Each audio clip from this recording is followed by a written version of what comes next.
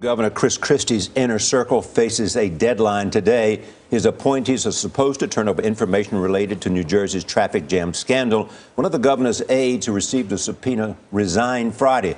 Christina Genovese-Renner says she's pursuing a job in the private sector. Meanwhile, Christie is rejecting a new claim that he knew about the lane closing incident near the George Washington Bridge. Elaine Kahano is here with the latest. Elaine, good morning. Good morning to you, Charlie and Nora. The latest revelation comes from David Wildstein, a Christie appointee who had overseen the controversial lane closures.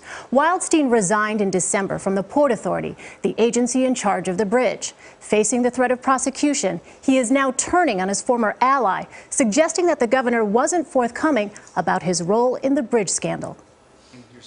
One day after David Wildstein made his allegations, Governor Chris Christie launched a counterattack. His office circulated an email Saturday assailing the credibility of his former classmate.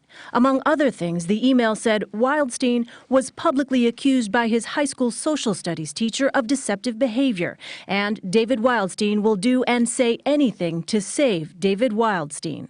Still, the possibility that the governor may have known about the lane closures was enough to subdue even one of his staunchest defenders, Rudy Giuliani. I think the governor knows the consequences. If he's lying, it's a really bad situation.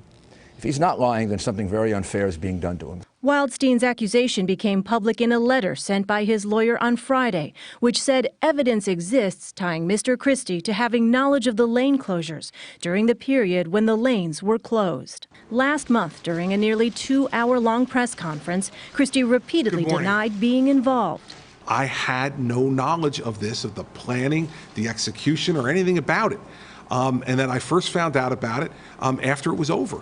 Wildstein's letter did not give specifics, and even the Democratic lawmaker leading the state legislature's investigation into the scandal was perplexed. The question I had naturally is we had a subpoena out to him. If he has stuff, it should have come to the committee, so maybe this is material he doesn't have possession of. The latest revelations overshadowed what should have been a weekend spent basking in the glow of the Super Bowl.